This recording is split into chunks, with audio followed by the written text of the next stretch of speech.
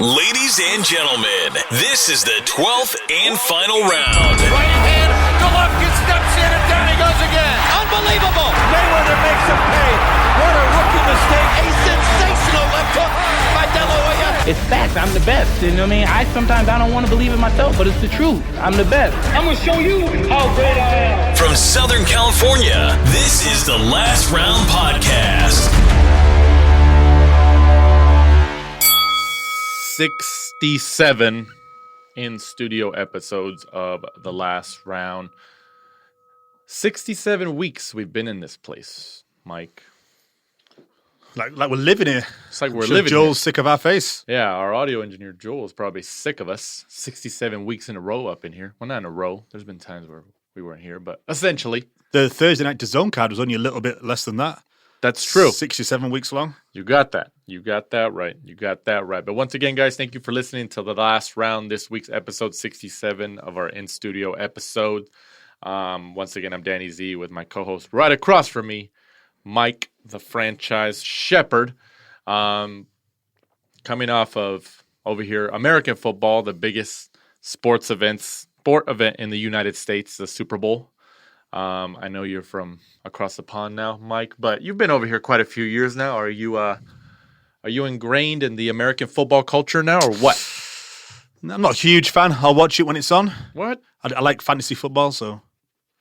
Do you play that? I play with a few guys at work, yeah. All right, Finished fourth. All right, Mike, this is a boxing show. Stop talking about football. So, but let's go on to a Thursday night fights. Very, very different from, I know Golden Boy, at least out here in the Coachella Valley, does their Thursday night fights out in Indio, California at the Fantasy Springs Casino. But they're pretty much the only ones who kind of stick on Thursdays, right?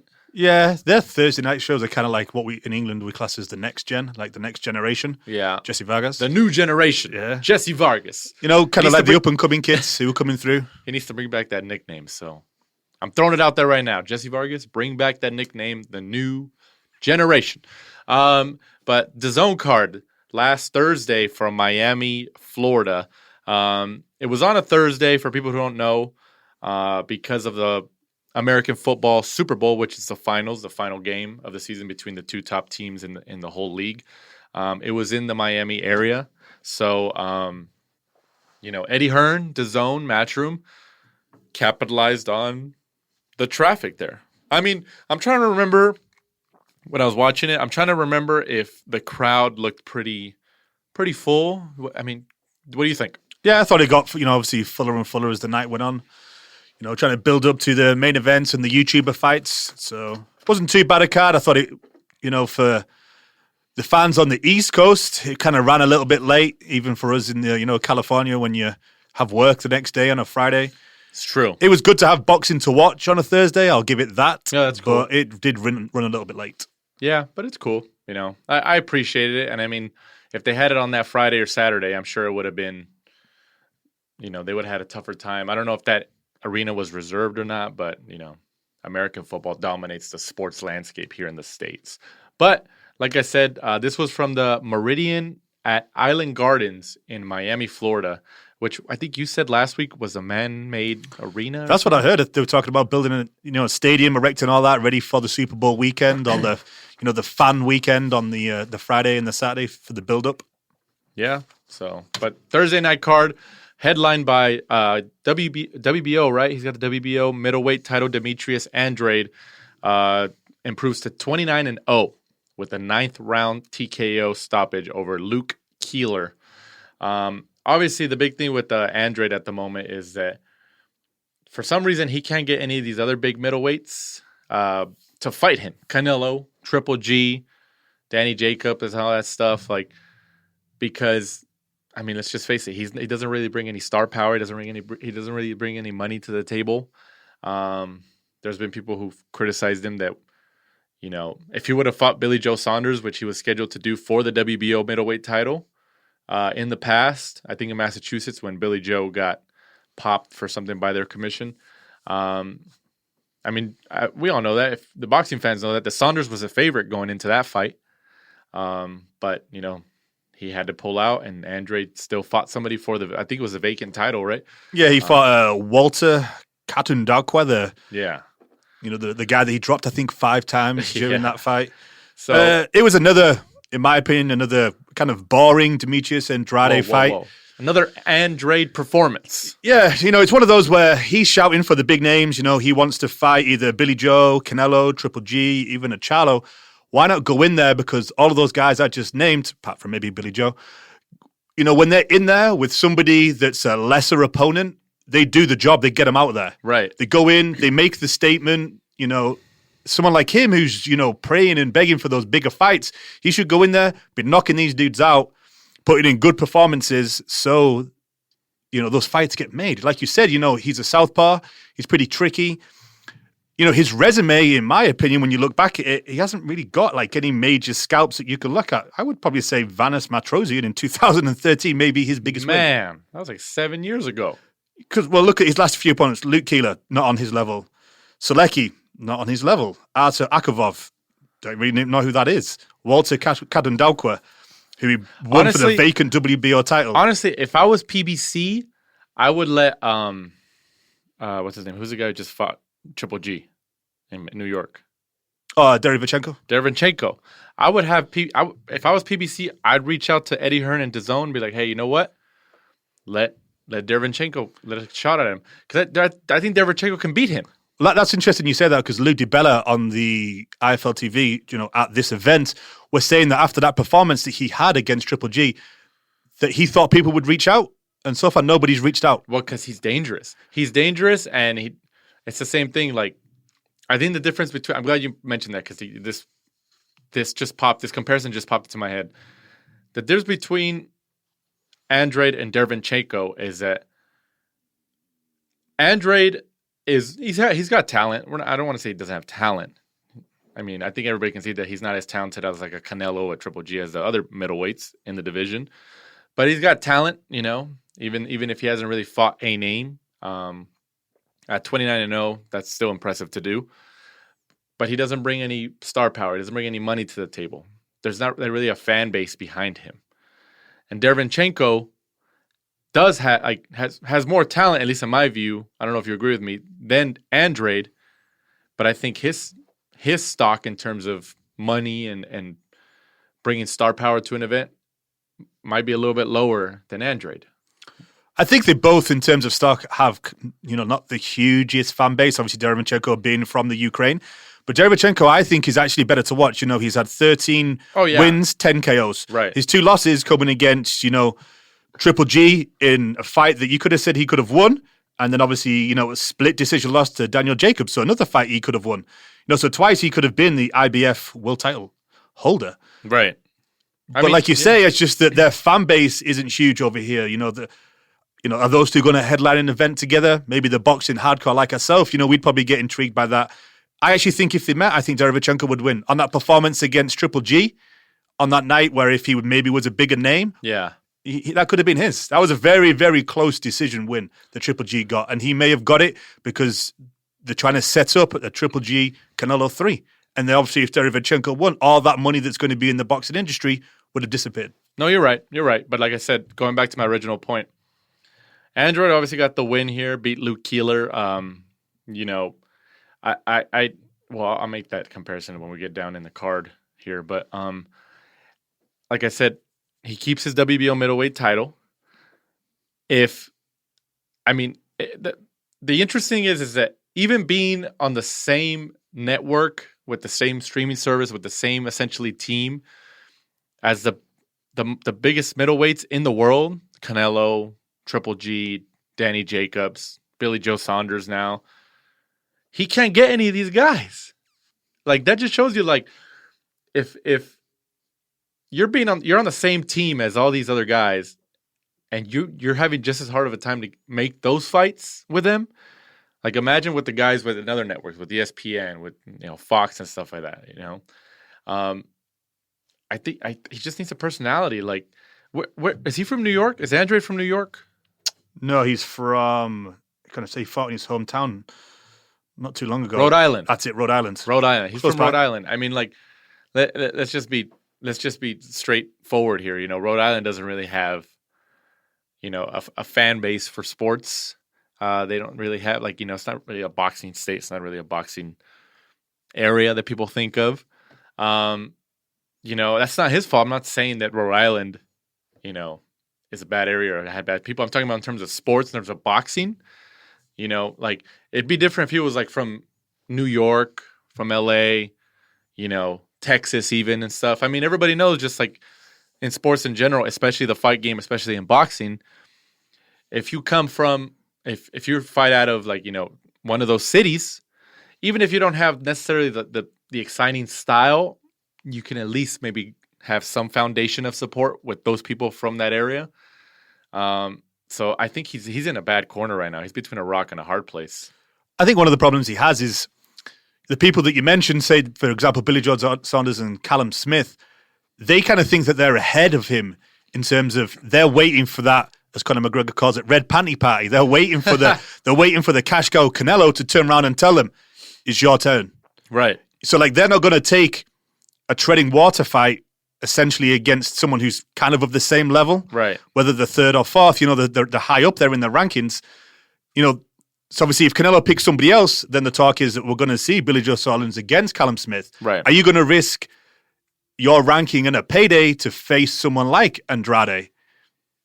No, you're right. In terms of money, as a fan, well, we don't care how much they earn. We don't care, we just want to see good fights. Right. But when you think of it in a management or a promotional aspect, you think to yourself, you can understand why they're doing it. If one of them gets selected, then maybe we will see Callum Smith fight someone like Andrade. If Canelo selects Billy Joe.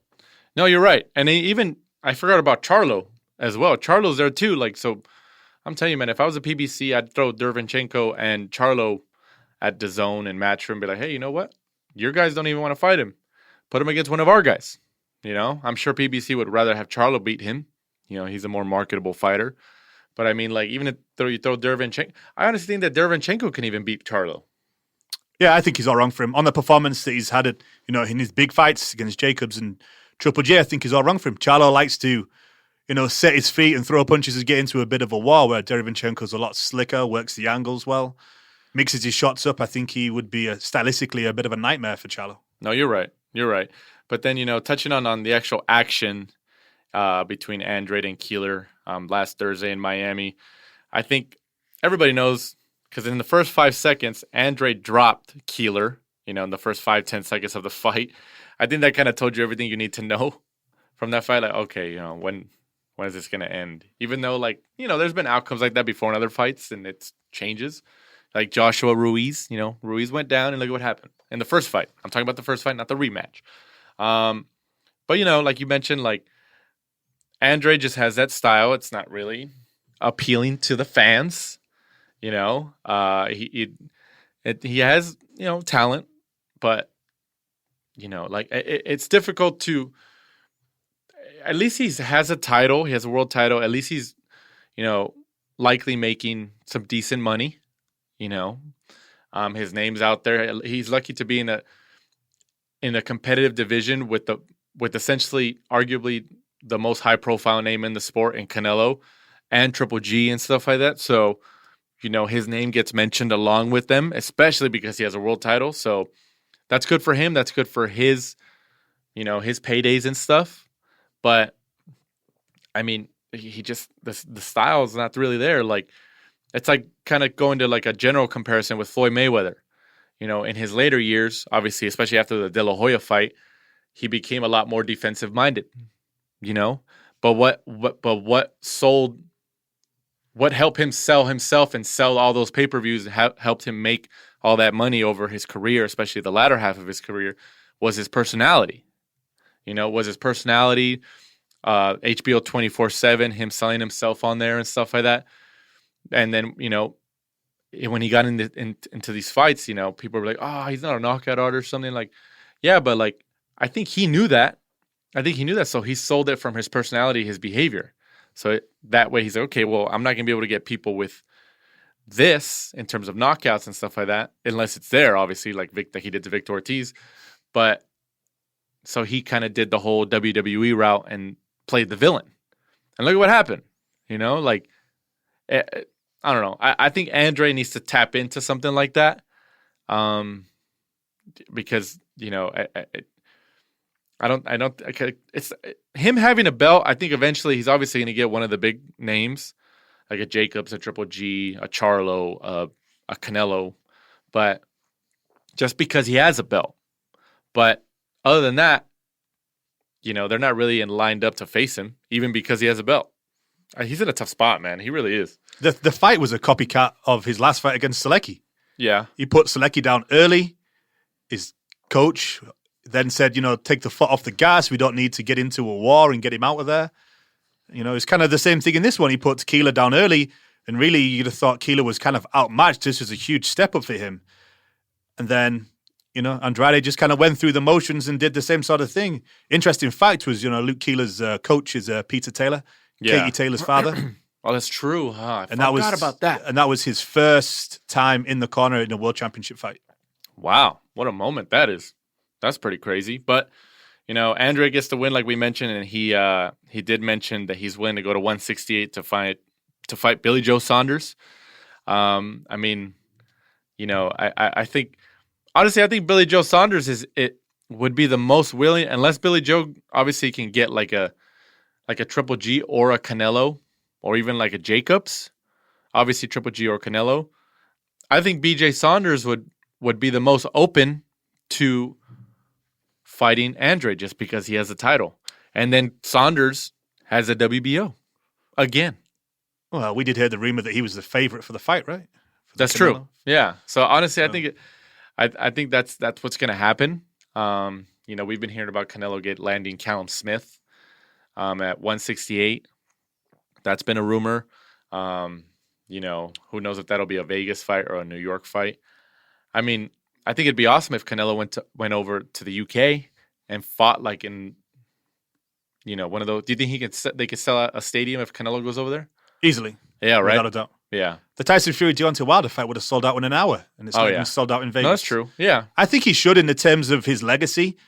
Canelo should fight abroad. I think he should maybe even fight, Mexico, again. No, you're right. He should fight in Vegas. Well, they've been touching on that. They've been mentioning him fighting in Japan against Murata at the Tokyo Dome. The Tokyo Dome's like 60,000 people.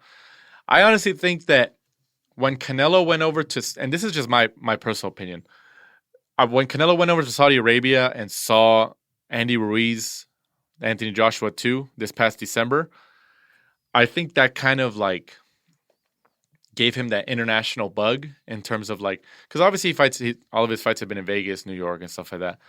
But Ali fought all over the world. Fury has been fighting the last couple over here in the States and Vegas and stuff like that. I think Canelo is at that point where he's like, you know what? Yeah, I mean, do you think if Canelo fought in a Wembley Stadium or something against a BJ Saunders, against a Callum Smith, I know he would have some supporters, but do you think he would have more than you would think? Yeah, without a doubt. The British fans don't just love British fighters. Deontay Wilder is very popular in the UK. Lomachenko, the Lomachenko-Luke Campbell fight was announced. They hadn't even announced any of the undercard, and it sold out. Yeah. Because someone like Canelo coming over for your boxing fans, that may be their one and only chance they're going to see him. Right. So it would sell out. I would love to see that, man. I would love to see that. Put him against Callum Smith. Put him against, BJ Saunders over there. Do the Triple G rematch in the UK. It would sell out. All of those fights would sell out. I know people complain, and especially in the States, but then we would have to watch it in the afternoon and stuff like that. Well, yeah, but I think the spectacle would be cool to see. But don't forget, you're the champion of the world. You're not the champion of the US. No, yeah, no, but East Coast have to put up with it. The English fans have to put up with it. With every fight in Vegas, all of they have to wake up at you're right. silly o'clock in the morning. You're right. And I think that Canelo's at that point where he's just okay, obviously you make a lot of money in Vegas and stuff like that, and he lives in San Diego over here in Southern California. It's not that far from him. I understand the logistics, the money. I'm not complaining about that. Whatever. He might be a Vegas fighter for the rest of his life. But I mean, at that level, and he's already fought a bunch of guys. He's beating the names, and he's still there, of course. He's still in his prime years. He's in the thick of it. I think it'd just be cool for his legacy to go over there and fight in a stadium. Fight in a stadium. Do what Anthony Joshua does. Do what Klitschko did. Do what Fury and Klitschko did. Do what Ruiz and they did in Saudi Arabia. It wasn't really in a stadium. It was an arena. But I think it'd be cool. It'd be a cool spectacle to see. It would. Another thing for for his legacy. Yeah. So, but we'll see. I don't know what Andrade's going to do after this, but he still has his title. He's undefeated. We'll see what pops up for him, but at least he's in that in between the divisions where there's money with these fighters. But also on the card, 3 world title fights on this card too. 3 world title fights. I don't know when's the next time you're going to be able to see 3 world title fights on a card, let alone on a Thursday. I don't know. We've got 2 on the Tyson Fury. We don't even see 3 world title fights like on Saturday cards. No. So I think that's crazy, but I thought that was cool. My fight of the night, my favorite fight of the night, Joseph Diaz Jr. gets the 12-round unanimous decision win over Tevin Farmer and captures his first world title in his career, the IBF super featherweight title, by scores of 115-113 twice and 116-112. Me personally, as a fan, and also being a part of the boxing media out here in Southern California in the LA area, when I started out here, 5-6 years ago, covering the sport, Diaz I think had only been signed maybe like 2 years or 2.5 years or something, had been signed to Golden Boy. So I when he won, especially how happy he was and everything, I was very happy for the kid. It's already cool to see, people win their first world title and stuff, especially when they're like emotional and they're really happy and all that stuff. That's cool to see just from a human perspective. But when Diaz won, especially because this was his second time. Why did they keep saying third? I don't know why they said third. I kept hearing that too, like, third time. But I was like, no, this is only his second shot at a world title. Yeah, because he fought Gary Russell Jr., obviously lost, and I'm looking at his box rec now, and I don't get it. Oh, because a vacant? Because he was supposed to fight Jesus Rojas when he missed weight. Is that why? Oh, maybe. That was for the WBA. That's 126. He won the fight but missed weight and didn't get the title. Oh, that's why. That's right. Because I was wondering. Because it wasn't on the line for him. Whatever. I mean, he. It was still a shot that he was going to get, but it just didn't work out. Mm-hmm. But I thought I was very happy for the guy. I thought he did he's worked hard. And I know he was going through some stuff the last year or so. You can check his Twitter account, his social media. He's going through a lot of stuff and everything. And then one thing and I saw obviously a lot of other fans, a lot of other media pundits were kind of touching on social media, on Twitter, on boxing Twitter and stuff like that, were talking about the commentators for the DAZN cards saying, oh, what's wrong with Tevin Farmer? He doesn't look himself and this and that. Something's wrong with him and this and that. Yeah, something was wrong with him. And it was Joseph Diaz Jr. I don't think anything was wrong with him. Farmer hasn't fought a live body like Diaz Jr. in how many fights? Since he lost. He's the one. Farmer's the one who said in past interviews, he was like, nah, he's like, when I was trying to come up and get shots and stuff like that, all the world champions didn't want to give me shots.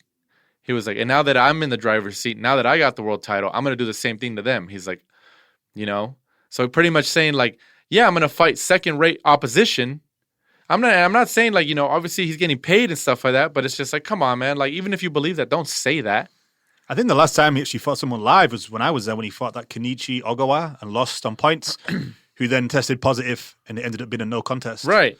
So I don't know. I didn't think there was anything wrong with Tevin Farmer, and I think they had announced after he went to the doctor and they did scans on him and he was okay.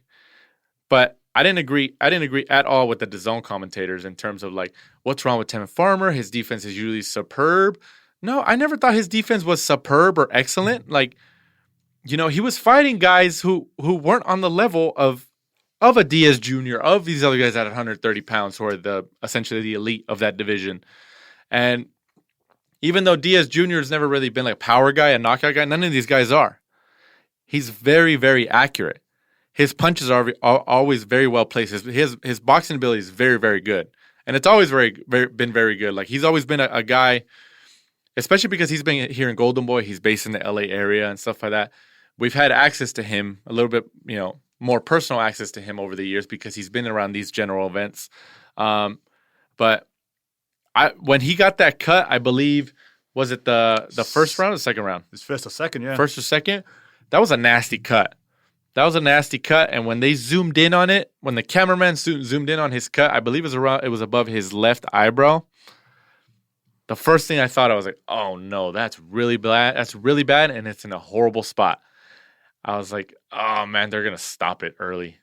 That's the first thing I thought. And I was like, man, that sucks. I was like, poor guy. He just can't catch a break in these world title fights. That's the first thing I thought. And then, they were trying to stop the blood, and then he came back out, and it was still gushing and stuff like that. And then I was like, okay, well, if he can get to the fourth round, and he at least can be winning those rounds, then it'll go to the cards, and he can still win.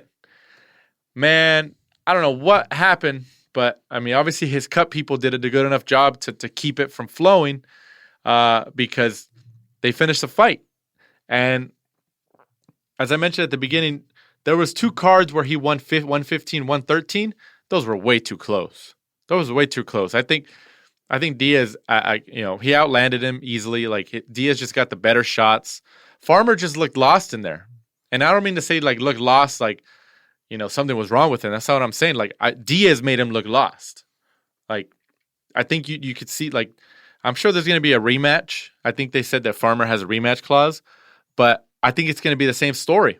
I think Diaz outboxes him again. What do you think? I agree. All props to Jojo Diaz. I personally thought Tevin Farmer was going to beat him over a kind of a boring 12-round decision. I thought I came to that conclusion looking at Jojo's last few fights, when he fought... You picked Farmer, didn't you? Yeah, I did. I thought Farmer was going to beat him because... I picked JDJ. Going off this performance against Charles Huerta at Fantasy Springs when we were ringside, I remember me and you sitting there saying, like, he has everything but just doesn't have that pop. He just doesn't have enough power in him to, back people up and get them away from him. Also, when he went down to Mexico and fought Jesus Cuadro, that was a tough fight. And a majority decision over somebody that was 18-5. So going off those performances, I thinking to myself, I was like, you know what, Tevin's, had some easy kind of fights as the IBF champion. But I was thinking, I think he's got enough. I think he might just do it because Joseph doesn't go in there and really dominate fights. When he fought Gary Russell Jr., he was actually, unfortunate. He was doing well until Gary kind of like turned it up and took over. But all props, I was completely wrong. He went in there, he outmuscled him.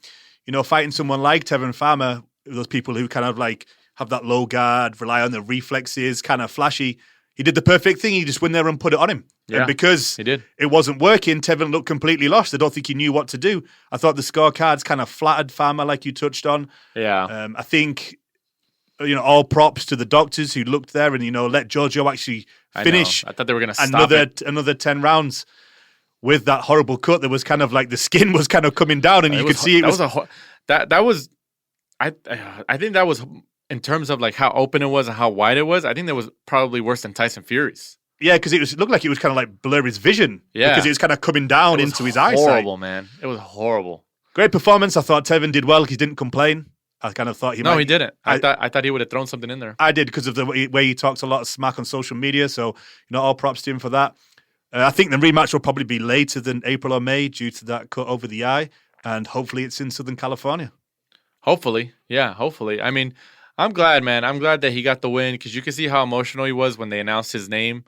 Then he hugs his team, and then he goes over to he's looking for his dad because his dad's been with him obviously since the beginning, and that's his head trainer essentially. Then he goes and hugs his dad and stuff like that. I thought it was cool, man. I thought it was a cool moment. And then he had the Kobe Bryant jersey, and then I thought it was cool, man. So I'm happy for the kid. Sucks for Farmer, obviously, but he's had the title. Like he's had the title how long now? Like before this, how long did he have it? A couple years.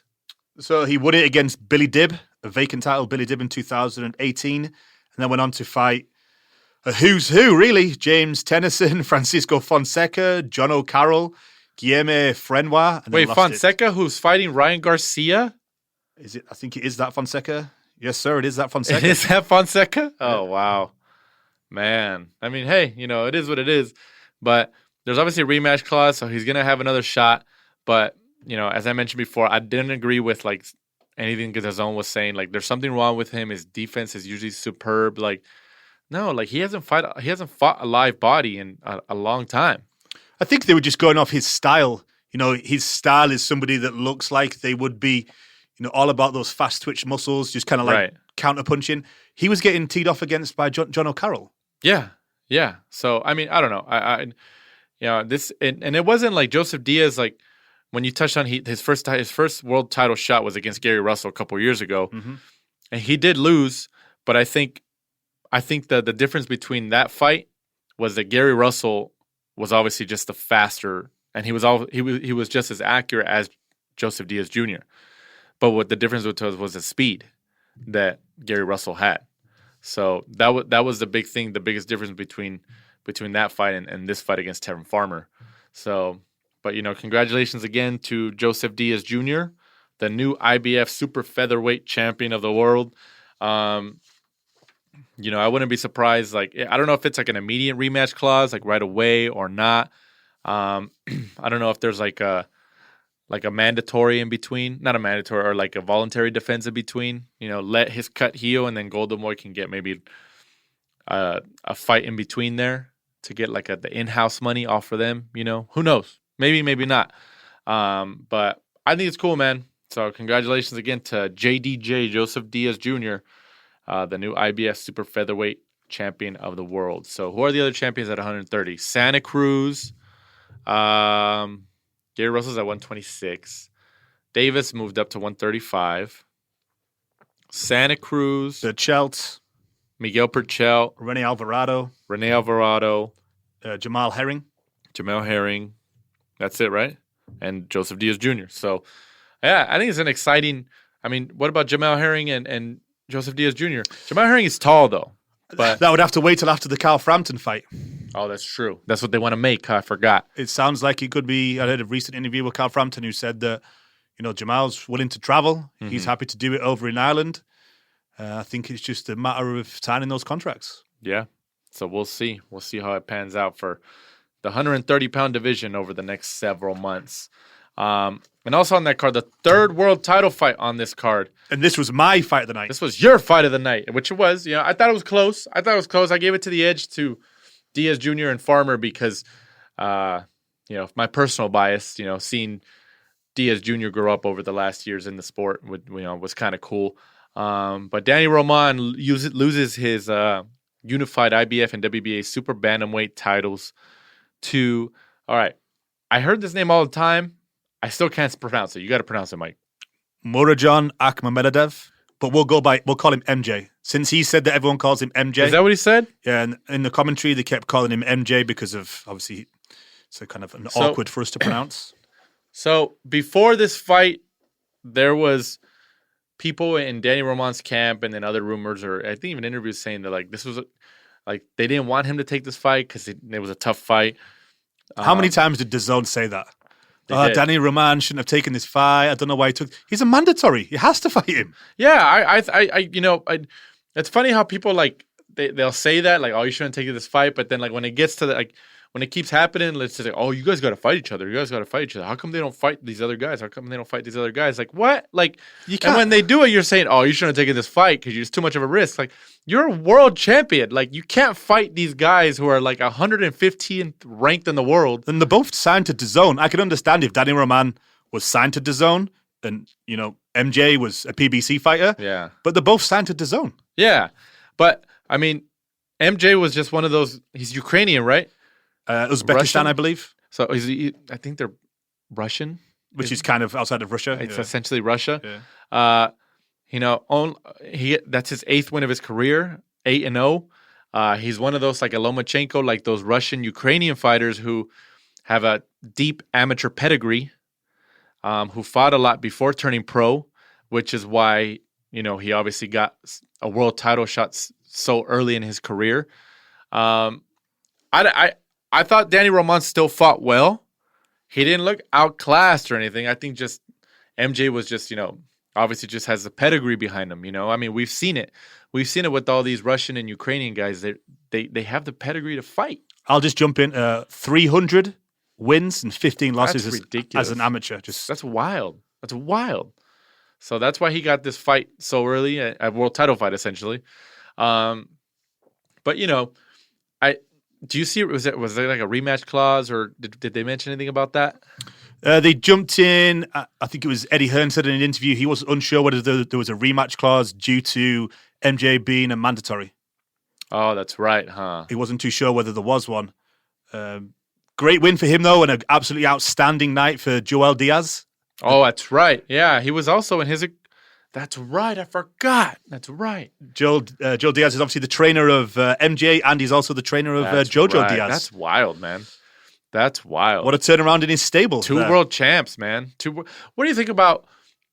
Because obviously he trains Jojo Diaz too. He's like the assistant trainer, I think. Do you think that he should be the main trainer for him? I think he kind of is the main trainer. I'm sure his dad. You can hear him yelling in the corner too during the round. Yeah, I think his dad maybe. Named as the head trainer because he's been there and taken Jojo to that level. But I'm sure Joel Diaz is now, actually practical, the head trainer. He takes him, does all the training. He trains at his gym over in Indio, Coachella area. Yeah. I think he's probably just got his dad along for the ride because he took him to that level. No, you're right. Yeah, I think he's always going to keep him right there. Yeah. But you're right. Yeah, I could see that. It's more of like an optics thing, but... you're right. Great night for Joel Diaz. 2 new world champions in his stable, essentially. But like I mentioned earlier, Danny Roman still fought well. He still fought well. He still got like some good shots in. But he just, he just got out. He's just lost. I think, in my opinion, it was what you liked. I think if you watched it and you're a boxing purist, you quite liked, the way that Danny Roman kind of stood his ground and his body work was relentless all night long. I thought he just started a little bit slowly. MJ, I think, picked up those first few rounds. MJ was the flashier fighter. Like they said like 100 times on the broadcast, he used to be a dancer.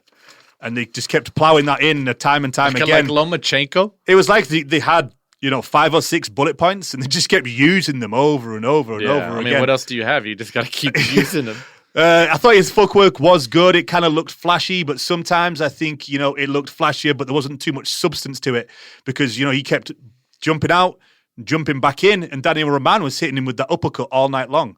Yeah. But because he was the flashier opponent and actually connected with some big, heavy shots, I think that kind of swung the judges towards him because he was doing the flashier work where Danny Roman was quietly and methodically, like he always does, just working that body over and over again. If you were on Twitter, it was kind of split. There was a few people that had it MJ's way, and there was also about the 50% of people had it for Danny Roman. I mean, maybe. I'm not saying that they're necessarily wrong, but I thought MJ did enough to win. Personally, I thought he did, but I don't know whether that's just because I was drawn to his flashier work. I thought you were going to say you were drunk. No, I heard the syllable coming. I was like, wait a minute. I actually thought he would win, but I thought it would have been by KO. I thought he would just be too strong for him on the night. I would love to, obviously play it back. Danny Roman this year and last year with his fight against TJ Doheny, candidate for fight of the year. Right. His fight, this Thursday, so far, in my opinion, the fight of the year so far. Yeah, I don't disagree with that necessarily, but Danny Roman, regardless of since he's won his world titles, he's fought pretty good competition. Unbelievable. He's been a world champion who's been doing defenses, essentially. And I put emphasis on defenses. Yeah, he went over to Japan, beat the champion in his own backyard, went back over there, fought another challenger, the mandatory over there, came back, fought Moises Flores, who was 25-0, had never been beaten, fought Gavin McDonnell, who was 20-1, then fought TJ Doheny in California, a unification fight. TJ Doheny was 21-0. Yeah. And then obviously fought Akhmadaliev, where obviously it fell down for him that day. But he was talking about if he won that fight, he was calling out Ray Vargas. He wanted to, unify with another champion at that weight category. I mean, I can still see it. Like, Roman still comes back, and even if he doesn't get the immediate rematch or not, he comes back, he gets another win in his pocket by fighting somebody, or maybe one or two, and he becomes a mandatory for one of these other world title holders at that weight, like a Ray Vargas or something like that. Or Navarrete. Yeah, or Navarrete if at top rank. I think they're both at top rank now. Or Vargas is at PBC. I think he just went to PBC. Vargas just went to PBC. He just went to PBC. Yeah, Navarrete is top rank, and he's also fighting on the Wilder card. That's true. So, I mean, I think he's a great fighter. He's a world champion who defends his title, and not just in certain places. He was defending his title all over the world, Japan, California and stuff like that. So he was all over the place. So he'll be back.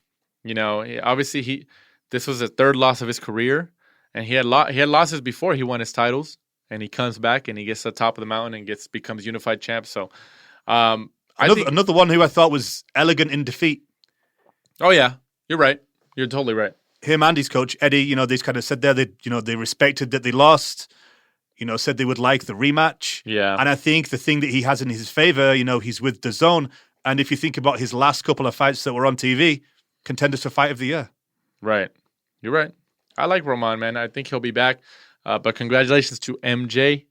Now the unified IBF and WBA super bantamweight world champion. Obviously, a lot of people are going to be after him now. But I don't care who you are in that division. You're going to have a tough time fighting him. He's got pedigree, man. He's got pedigree. So we'll see how it comes out. But also on that card, a surprising loss. I think I texted you after he lost. Anthony Sims Jr., the cousin of Floyd Mayweather, who Eddie Hearn and Matchroom signed essentially early on when they came over to the U.S., when Matchroom started their Matchroom USA. Sims Jr. was one of the early signees, right? One of our early guests on the pod. He was, yeah. He was one of our earliest guests on the podcast when we first started here at the last round. Sims Jr. gets the surprising split decision loss against Romero Alexis Angulo for the WBO Latino Super Middleweight Championship. I mean, would you call it an upset? I think in terms of the stock that DAZN and Matchroom had behind Anthony Sims, I know obviously he did well for us on the podcast. He was kind of pushed a little bit by IFL TV because he speaks, very, very well. He has that kind of old school boxing outfit that he wears with the long tassels. But that performance, I mean, he didn't perform too good when I saw him, ringside when he fought Vaughn Alexander. But Vaughn Alexander is one of those tough opponents that you don't necessarily look well against. Yeah. Kind of a Sean Porter style. You're kind of in a car crash every time you fight him. So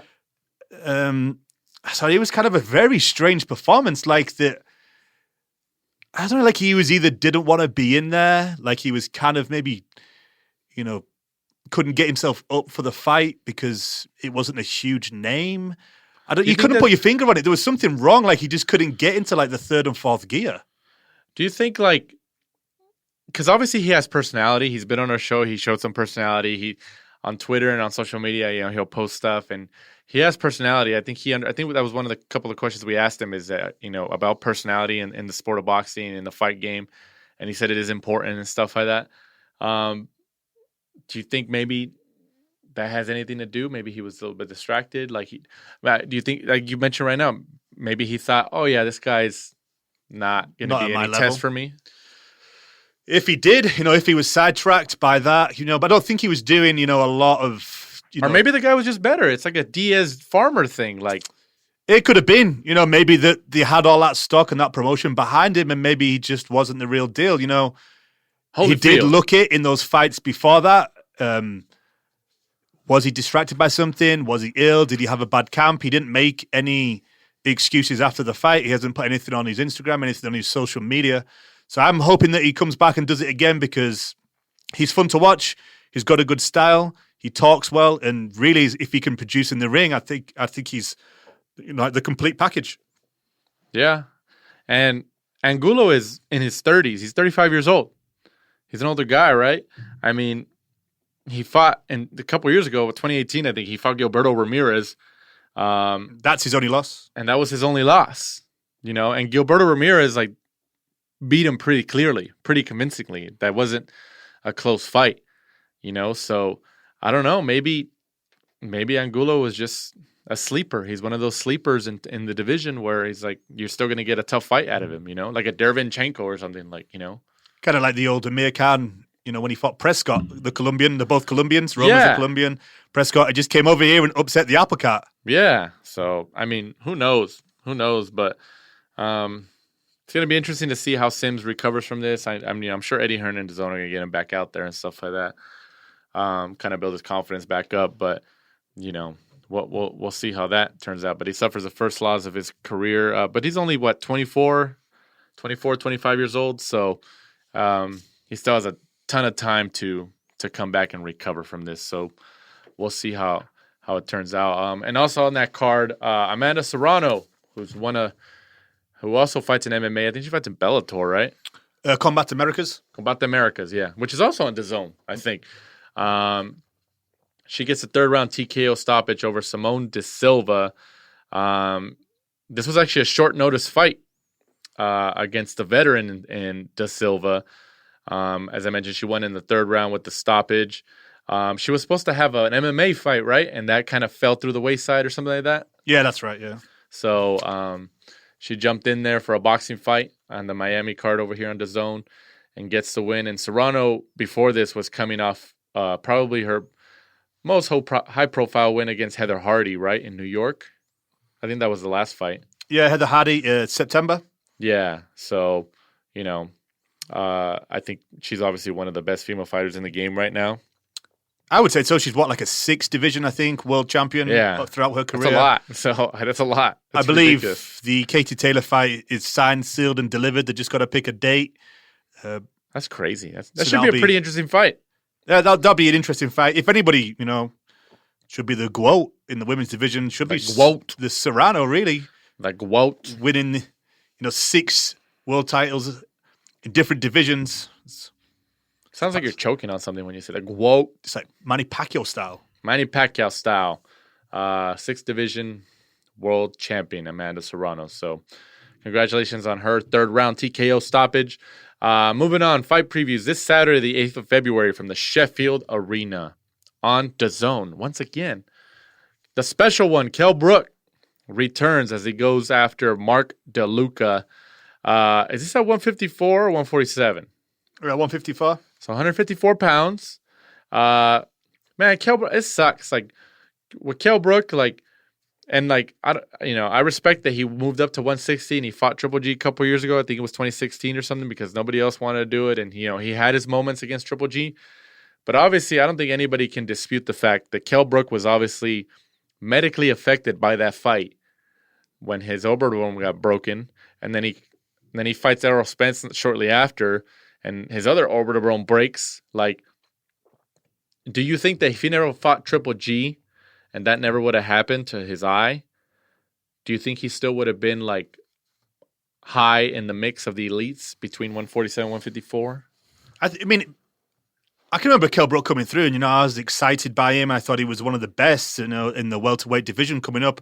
And then he beat Sean Porter, and then it's one of those things where he beat Sean Porter. He was the world champion, obviously the IBF world champion, but he didn't fight anybody. He fought, like, Dan, he fought Frankie Gavin, Kevin Bezia, and then fought Triple G after that. You know, obviously, at the time, he was saying, you know, he was avoided. Right. He was just one of the most naturally talented guys, and it just, you know, was he avoided, or, you know, was he just taking the easy options for easy paydays? Obviously, now we'll never know, but just so much talent wasted, in my opinion. Yeah, I mean, you're right. But and it's not like he never had the talent. I think he was one of those guys that you could see, like, even though he wasn't really fighting the elites of the division while he was champion, I think just based on the eye test, I think you could see that he was talented. Like, even if he did fight like an Errol Spence or something like that, like, even though he got stopped by Errol Spence, he was competing with Errol Spence. He was ahead on the cards. He was ahead on the cards, I think. But I think, like, as I mentioned, it goes back to the injury he had, and then Errol Spence was just hitting that eye. You know, that's what ended up being his downfall. Because look at the win over Sean Porter. Sean Porter just went, you know, 50-50, depending on what style of fighting you like. You know, with Errol Spence. With Errol Spence now. Right. And he fought Porter 6 years ago. Right. So, you know, so that victory is kind of just getting better and better. And he came over to his backyard and fought him. Yeah, it was over here in Carson at the StubHub, right? Yeah, just disappointed really in his career. You know, now he's kind of a bit of a joke. Like, how many times and how many years have we been waiting for the Amir Khan fight? I know. I think it's going to happen this year. I really do. It could do. I mean, the one in... I mean, what else do they have? I could see it because Eddie Hearn keeps talking about going back to Saudi Arabia. I'm sure they would like to have Amir Khan. That's probably going to be their biggest payday. I think Saudi Arabia is going to put up the money for it. Stick it on a Joshua card. Yeah. So, I mean, who knows? We'll see. We'll see how it turns out. But I'm excited. I've always liked Kell Brook. Hopefully he looks pretty good this weekend at 154. Or I know he's been up there a couple times now, but, you know, it'd be cool to see him kind of get back into the mix and you know, get a world title shot against maybe like a Charlo or another 154 elite. So, you know, I don't know. We'll see how it turns out for him. But also on that card, Kid Galahad, 26-1, goes up against Claudio Marrero. The only loss Galahad had was it last year when he lost to Josh Warrington? Josh Warrington. I was gonna say Taylor. Two Joshes, but Josh Warrington. That was last year, right? Or was it the year before? I think it's beginning of last year. So that's his only loss. How old is he? Galahad? I think he's still. I think he's about 26 to 28 years old. So he's still got a ton of years left, you know, to be competitive. At 26-1, do you think he'll get a world title? 29. He looks younger. Even still, though, it's still a good age. But do you think he'll get a world title? I think he should do. I think he's trying to work his way back into a mandatory position. I think his style is one of those ones where, you know, people aren't going to be, you know, jumping at the chance to fight him because, like the Warrington fight, he kind of has a very boring, negative style. I would say, you know, like kind of similar to Tyson Fury, where he negates everything that you do well. Yeah, he's very similar style to that. So we'll see. That it's a pretty solid card this weekend, though. You know, especially for you, because those are all your countrymen. Exactly. Be early in the morning. So boxing all day. Also this weekend from the PPL Center in Allentown, Pennsylvania on Showtime USA, Gary Russell Jr. returns for his once-a-year fight and puts up his WBC and IBO featherweight world titles. Does he have the IBO too? King Tug is bringing that in. Oh, so he has it. Oh, wow. That's interesting. As he goes up, this is a mandatory, isn't it? Or no? This is just a unification. It's just unification, technically. If you know, or I'm sure people are yelling at their radios or their earbuds right now that IBO doesn't count. But you might be right. But it is technically a unification. It's just not. It might be second tier unification. Hey, Anthony Joshua likes it. Anthony Joshua, Chris Eubank Jr. Yeah, they all like it. So, like as I mentioned, Gary Russell Jr. goes up against. Okay, you're taking this name too. Oh yeah, you lost it. He stumped people. He stumped. Tug Nyambayar. Let's just call him Tug. King Tug. That's what his nickname is. King Tug, like King Tut. Capitol Heights, Maryland. That's where Russell's from. So it's in the general area where he's from. So hopefully he gets his fans there. I think his last couple fights have been in that general area, right? Yeah, he tends to fight in front of his hometown. You know, when we're blessed with his one fight a year for... He's had it since 2015, too, the WBC featherweight world title. He beat well-known Johnny Gonzalez. He did. So, I mean, is there something... like? I think we've touched on it before, but, like, I think he's given interviews where he says, like, yeah, why do I have to fight more? He's like, I get paid a ton of money just to fight once a year, and why do I have to fight even more? I think he's also given interviews where he says he's not really a big boxing fan, that, you know, he can earn $1 million fighting once a year, just invests That's wild, man. Spends it wisely. Hey, regardless if people hate on that or not, and I get it from a boxing perspective, especially being a world champion, I get the anger that you would have behind it. But at least he's honest about it. I mean, what are you supposed to say about that? I just find it weird that, because if you look at some of the names he's fought, obviously Jojo Diaz is obviously a fairly big name, but his one and only fight in 2019, Kiko Martinez. Yeah. If he's fighting once a year, shouldn't he be fighting a mandatory every time? No, you're right. You're right. Yeah. You're totally right. But like, if he had the IBF, the IBF are very strict on enforcing them. Look at them. They stripped Tyson Fury 5 days after unifying the division and beating Klitschko because he wasn't going to fight the IBF mandatory because he was going to rematch Klitschko at the time. They stripped him. Yeah. But the WBC let him hold it hostage. And there's always people, but that just goes back to these being individual sanctioning bodies in terms of like, there's people who complain about like, oh, these sanctioning bodies are corrupt. They don't enforce their mandatories. They let these people fight whoever they want, especially when they're high profile. Adonis Stevenson. Yeah, especially when they're high profile boxers who make obviously a ton of money because as a sanctioning body, you get a cut of that, whatever your percentage is. Obviously, the more money they make, the bigger your cut's going to be. But,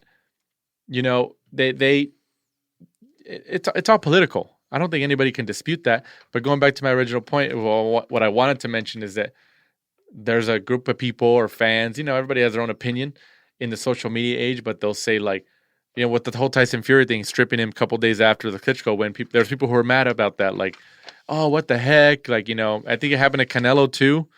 When he refused to fight Derevchenko? Yeah. Like, and I know Canelo comes out and like him and Golden Boy had that dispute saying, oh, but like this and that. Like, I think Eddie Reynoso gave an interview, like they never approached us. Like Golden Boy never told us that was going to happen or anything like that. Like, well, even if, and this is going back on the whole topic of the stripping part for the IBF, but for the Canelo part, they wouldn't, like, I don't think Canelo would have fought Derevchenko anyways, even if he would have known about it. And I'm trying to say that in quotes, especially because he's a PBC guy, but there's people who complain that the IBF, like, oh, they shouldn't be enforcing that. But then there's people who complained, or, for these other sanctioning bodies, WBC, WBA, like, oh, they don't enforce their mandatories or they don't enforce like their fights or something like that. Like, well, pick one. You can't have both to fit your narrative, even though that's what happened. That's been happening for years with these sanctioning bodies.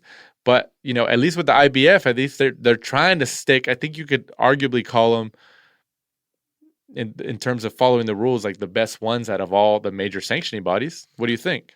No, I agree. I think as a fan, when you put your fan hat on, it depends on what fight they're sanctioning. If they're telling, for example, if they're telling Canelo like, hey, you can't fight Triple G again for a second time, you have to fight Derevchenko, then as fans, we're going to be like, hell no, what the hell are the IBF doing? But when it works in our favor as fans and we get to see a big fight, then we're happy with it. Right. If the champion, for example, is avoiding somebody and, we want the mandatory, then that's when as fans, we turn around and we're like, at last, they're going to make them fight because he's been ducking him for such a long time. So I think it just depends who it is getting matched up. If we're getting some IBF mandatory with an unknown fighter out of South Africa, then we're kind of, well, why the hell are they making him fight him? Like, what? Yeah. Risk and reward. But essentially, if you think about it in the other way, as a fighter, you've put yourself into that position. Why aren't you getting your shot? Look, for a prime example is Dylan White. Yeah. Oh, God. We're not going to go down that rabbit hole. Nearly 3 years or something now. I think everybody knows about that. So. It's still 3 years. That's freaking wild, man. That's freaking wild. And also, wrapping up the show here, one news and notes that we wanted to touch on, even though it's not really like, didn't happen in the ring, but Gervonta Tank Davis, there was a video that just surfaced online on social media that was shared a lot of times, and even TMZ picked it up, some other sites picked it up and stuff. There was a video of him at like maybe a basketball game, or I don't know what it was, some type of sporting event. Somebody from the stands looks like he was filming him, and he's right there with the woman. I don't know if it was his wife or his girlfriend or his mother of his child, or I'm not sure it was, but it looks like he picks her up by the collar, I don't know, or something like that, and picks her up and then walks out with her. And it was pretty aggressive. The reason, like, normally we don't mention stuff like that, we won't touch on the stuff on the show, but like that's been a topic on boxing Twitter and boxing social media for the last day or two. I wonder what Mayweather Promotions thinks about that, or what his PR team thinks about that. It didn't look good. It did not look good. I think either way, it didn't look good for him, for Leonard Ellaby, for Steven Espinoza, for Mayweather's promotions. Yeah. So I mean, we'll see how it pans out, if anything happens to him or not. But it is what it is, and I don't mean to say that like it is what it is, like, oh, nothing's gonna happen. I'm just saying, like, you know, it's an unfortunate event that happened. Obviously, it's not good, regardless of what the backstory was, you know, because we did see some people like, oh, well, you know, what's the backstory here? Like, well, it doesn't matter what the backstory was. Like, you know, how could you say that? You know, like, I don't understand. But, you know, I think, you know what, maybe we should just become a boxing TMZ show. What do you think? And, you know, if you're listening to this right now, obviously we love you. We appreciate you listening to this, but, you know, let us know. Should we become the last TMZ, the last round TMZ style? It's just the Twitter universe is just a different universe. The opinions you see and read on there. It is. But, you know, once again, guys, we appreciate you listening to this week's episode of The Last Round. Follow us on social media at The Last Round 12 on IG. We're also on Facebook. Is it at The Last Round, Mike, or what is it? At The Last Round 12. Oh, well, at The Last Round on Facebook, at The Last Round 12 on Instagram and Twitter. And about 2 weeks' time, we should have the YouTube page up and running. So you should be able to find these shows Monday night. As soon as we've done the audio version, the YouTube version will be going up as well. Be sure to tune in next week. We'll be reviewing the Kell, Brook, Guillermo Rigondeaux, and Gary Russell fights, and we'll be previewing the upcoming Ryan Garcia fight on Valentine's Day and Caleb Plant. Your favorite fighter, Ryan King Flash Garcia. But once again, guys, I'm Danny Z. For my partner, Mike, the franchise shepherd, this is The Last Round. Thanks for supporting and listening to the show. Follow us at The Last Round 12 on social media. Rate, review, and subscribe. This is The Last Round Podcast.